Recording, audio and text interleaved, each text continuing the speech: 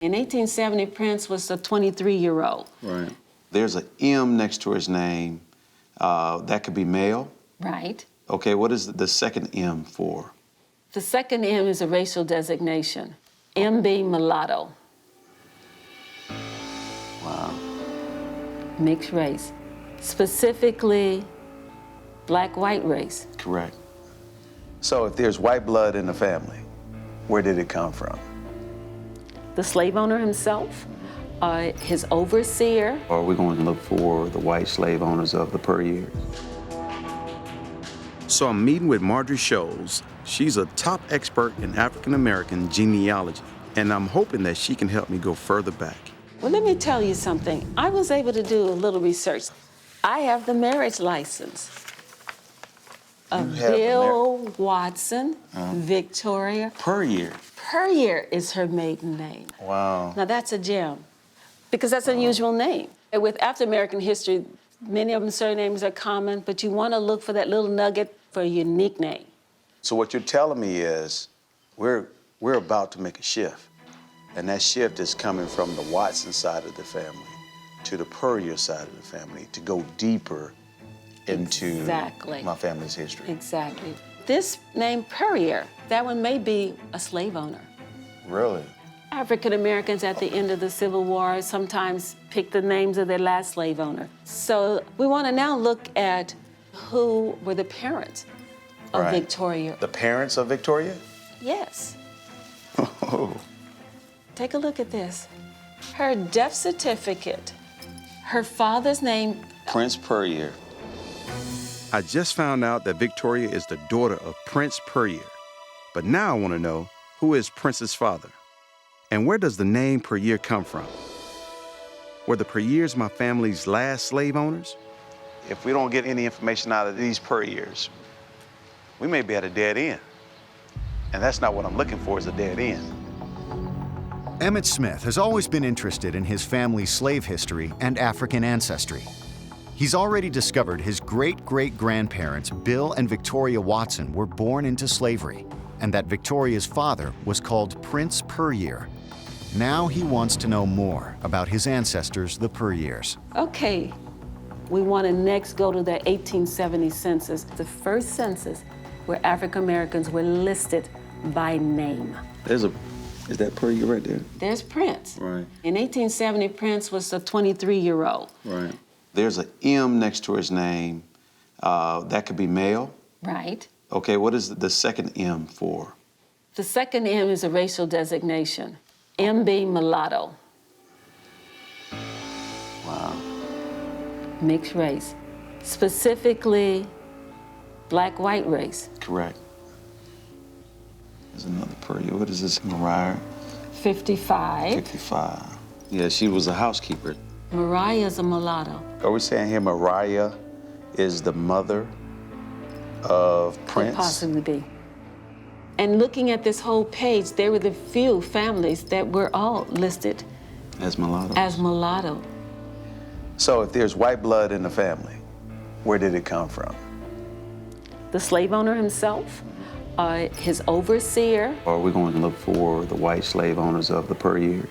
If we can find there's a connection to a Puryear who was a slave owner, then that's the road we want to go. This is a story that's getting good. I'm loving this. Okay.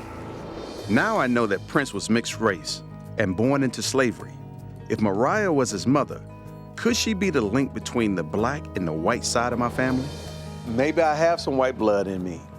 Now, how much? It may be small, but it's there. And you cannot deny the fact. Because I think the information is starting to reveal some of these things. When they had slaves around here, there could have been some commingling going on.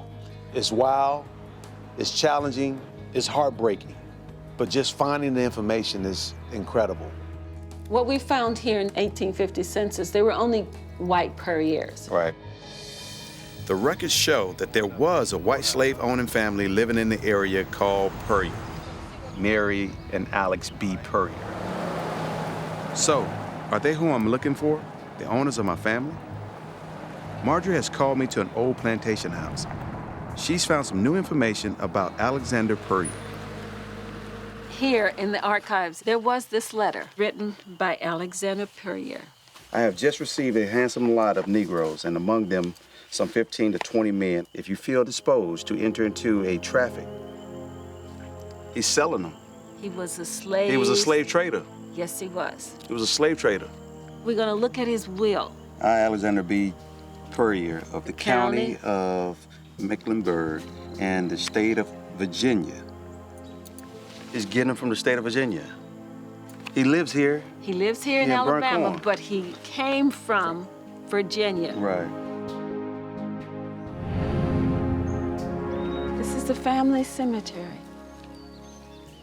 Wow. Mary F. Puryear. The wife of Alex D. Puryear. This is her right here, huh? Take a look at this. Okay. 1/3 of the slaves which I have and hold, which I derive from the estate of my late husband, Alex B. Puryear. Mariah and children, Henry, Mary, McTom, Victoria, and Prince Albert. Wow. Prince Albert. Yeah. This is your family. Now we know that Prince's mother is Mariah. Right. And I've gone back another generation. Exactly. Wow.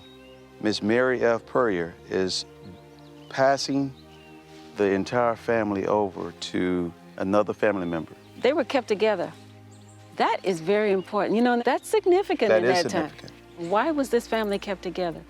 Why weren't they sold off or separated out? It's another chapter. Yeah, that is another chapter that we have to explore and see. Right. So let me ask you this. What is the significance of the 2250? That is their value in that inventory. Here, your family were listed with household furnishings. Silver teaspoons and silver tablespoons, a mahogany chair. They put a price on people like that. And they treated people like land and cattle. And I can understand now why Black Americans fought so hard for freedom and justice. Because to live like that in today's world would not be, I couldn't imagine it. People who came before me were pioneers in terms of shaping the future for me, because I am standing on the shoulders of giants. I mean, the little bit that I've gone through is nothing compared to what my family went through. Is Prince or any of the other family members buried here? Where are they? Now, this is the white cemetery. Look beyond the woods here, and the blacks would be buried there. Maybe Prince is over there.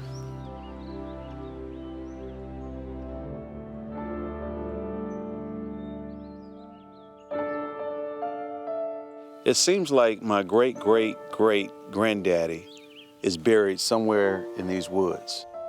Through time, his grave site is rotted over. And I do see Miss Puryear's grave site, and so her family can still come visit her. It is sad that I cannot go visit my great-great-great-grandfather.